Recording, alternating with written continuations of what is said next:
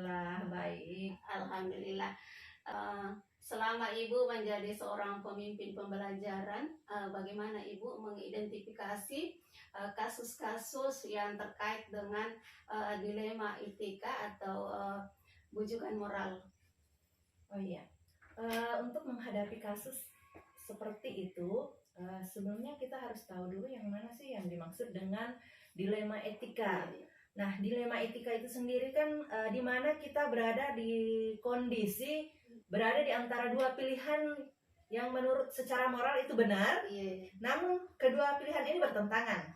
Nah, sementara bujukan moral itu sendiri adalah kita berada di antara dua pilihan, yang satu benar, yang satu salah. Ya, saya kira seperti itu.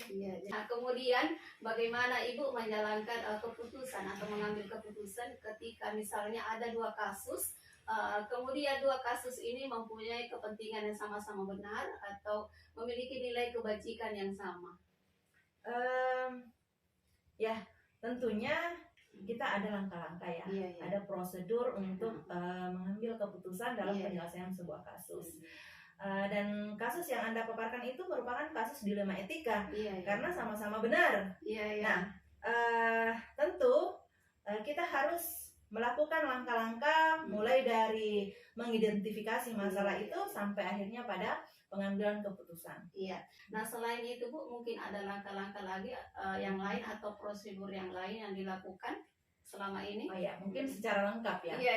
Secara lengkap langkah-langkah atau prosedur yang dilakukan dalam mengambil keputusan untuk menyelesaikan sebuah kasus. Yang pertama tadi yaitu mengidentifikasi atau menganalisis masalah yang terjadi. Apa sih sebenarnya yang terjadi? Siapa sih yang terlibat di dalam masalah tersebut? Kenapa bisa terjadi? Nah, kemudian yang kedua adalah mencari faktor-faktor yang berpengaruh. Siapa yang memulai? Siapa yang memulai?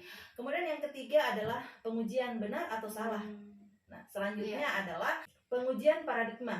Pengujian paradigma selanjutnya yaitu melakukan prinsip resolusi.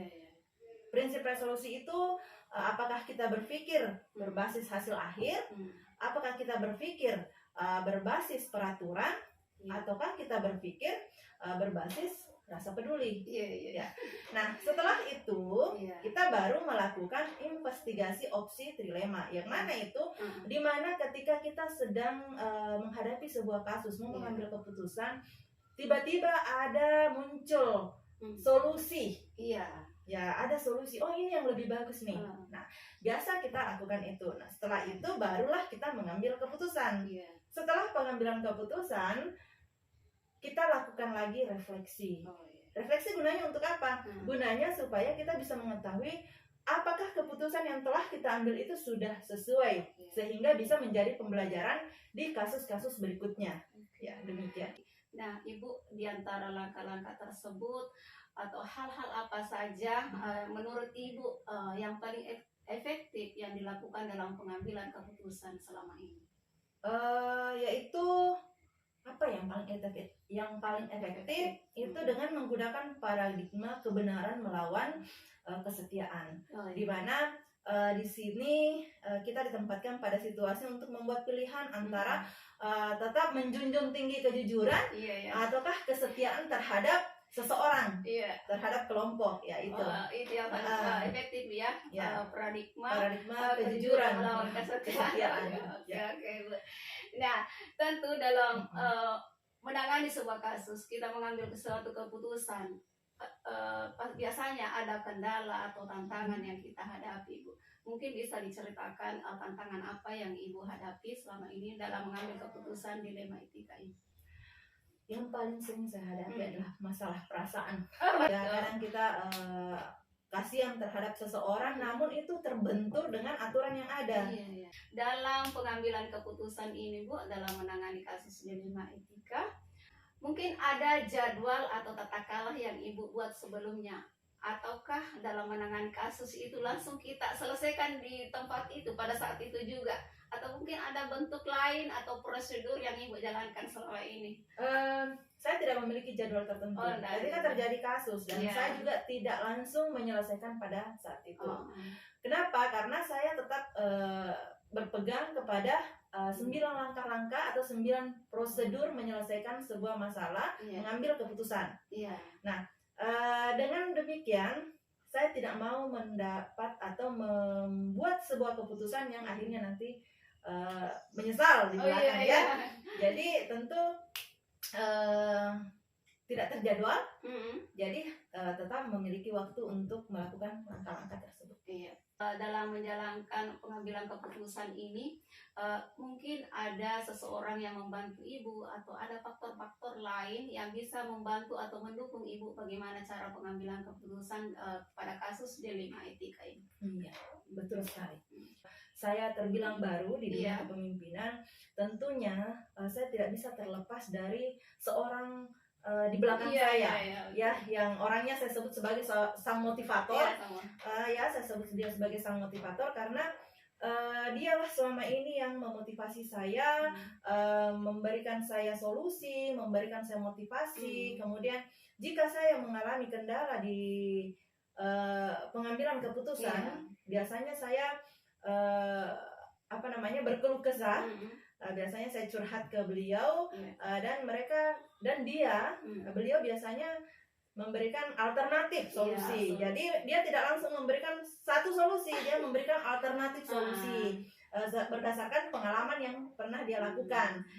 Dan tentunya apa yang dia berikan kepada saya, alternatif solusi yang dia berikan kepada saya itu saya pertimbangkan dengan matang, kemudian mengambil keputusan.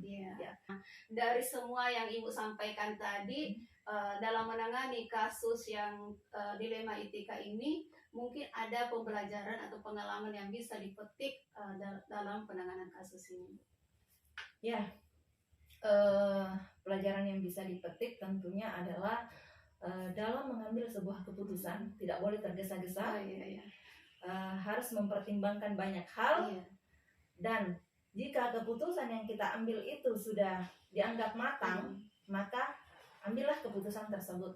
Jangan ragu-ragu. Selama Bapak menjadi seorang pemimpin pembelajaran, bagaimana Bapak mengidentifikasi kasus-kasus yang terjadi, terutama dilema etika atau bujukan moral? Jadi selama saya menjadi PLT PPDS 32, apabila ada kasus-kasus yang terjadi, tentunya kami akan menganalisis terlebih dahulu kasus tersebut. Apabila ada 2 kasus yang sama-sama mengandung kebenaran, jadi itu kami golongkan dalam kasus dilema etika. Tapi kalau ada kasus yang satu benar dan yang satu salah, itu kami masukkan ke dalam bujukan moral. Bagaimana cara Bapak mengambil sebuah keputusan apabila ada 2 kasus Pak yang memiliki sama-sama kepentingan atau sama-sama benar atau mengandung nilai-nilai kebajikan juga? Jadi dalam menjalankan atau mengambil keputusan di sekolah, terutama untuk kasus-kasus yang memiliki 2 kepentingan yang sama atau sama-sama mengandung nilai kebijakan, maka saya akan melakukan atau mempertimbangkan dengan baik yang mana yang membutuhkan penanganan lebih cepat dan bermanfaat bagi banyak orang, dan dampak dari keputusan bisa dalam jangka panjang. Selain itu, selalu berpatokan dengan aturan yang berlaku dan selalu menjunjung tinggi yang namanya musyawarah. Nah, selain itu Pak, langkah-langkah apa yang Bapak lakukan atau mungkin ada strategi yang lain yang Bapak terapkan selama ini Pak? Jadi ada beberapa langkah atau prosedur yang biasa saya lakukan selama ini. Itu yang pertama, itu tentunya kami harus menganalisis masalah yang terjadi. Setelah itu kami pertimbangkan risiko apa saja yang akan terjadi dalam pengambilan keputusan itu. Nah, dan yang ketiga, kami dalam membuat keputusan dengan perencanaan yang matang tentunya, tidak harus tergesa-gesa. Nah, karena kami juga mengacu pada peraturan yang ada. Nah, dan kami juga biasanya meminta bantuan kepada orang lain itu jika diperlukan.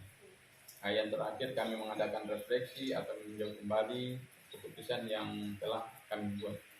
Kemudian langkah-langkah yang menurut Bapak yang paling efektif yang digunakan selama ini dalam pengambilan keputusan Pak? Jadi menurut saya hal yang paling efektif dalam mengambil keputusan itu ada 3. Yang pertama, menganalisis risiko dari kasus. Dan yang kedua, keputusan sesuai aturan yang berlaku. Dan yang ketiga, menjalin kerjasama atau dalam hal ini musyawarah. Tentunya dalam pengambilan sebuah keputusan Pak, ada tantangan atau kendala-kendala yang dihadapi selama ini, mungkin bisa diceritakan Pak. Jadi selama ini tantangan dalam pengambilan keputusan pada kasus dilema etika itu ada beberapa kasus yang kami hadapi. Ya. Dan itu membutuhkan pemikiran yang matang. Misalnya dalam jangka pendek atau jangka panjang. Nah, contohnya di sekolah kami ada kasus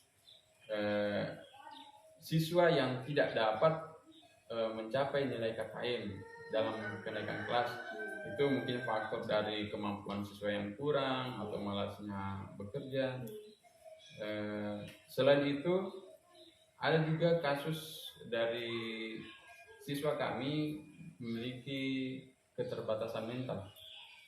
Jadi sebenarnya kami menolak untuk menerima siswa ini, tetapi kami lihat juga sisi lain, kasihan orang tuanya jika tidak mensekolahkan anak ini, dia tidak akan lanjut, tidak akan bersekolah. Jadi kami tetap menerima siswa tersebut.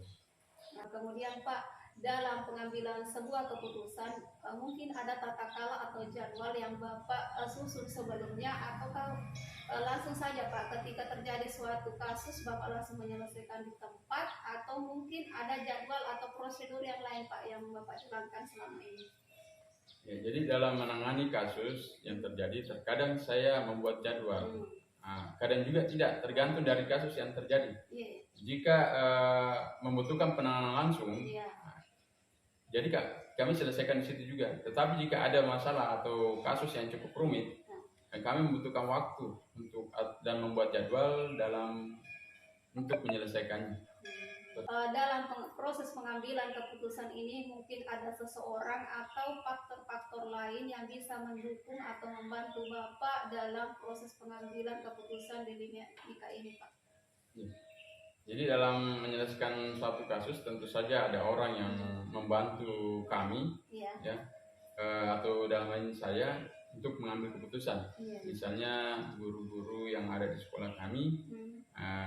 Komite sekolah juga biasa membantu kami dan pengawas sekolah termasuk juga karena meskipun saya sebagai pemimpin saya tetap mendengarkan dengan baik itu masukan dari pihak lain yang bisa membantu karena hasilnya dapat bermanfaat dan dapat dipertanggungjawabkan.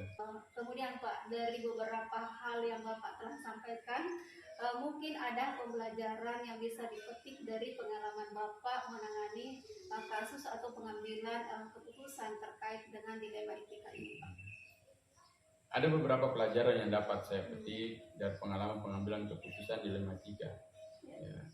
Saya sebagai pemimpin, pembelajaran yang saya dapatkan itu bila dalam memutuskan suatu keputusan yang baik harus seadil-adilnya dan senantiasa menjalin kolaborasi dengan orang lain. Terima kasih banyak Pak. Assalamualaikum warahmatullahi wabarakatuh.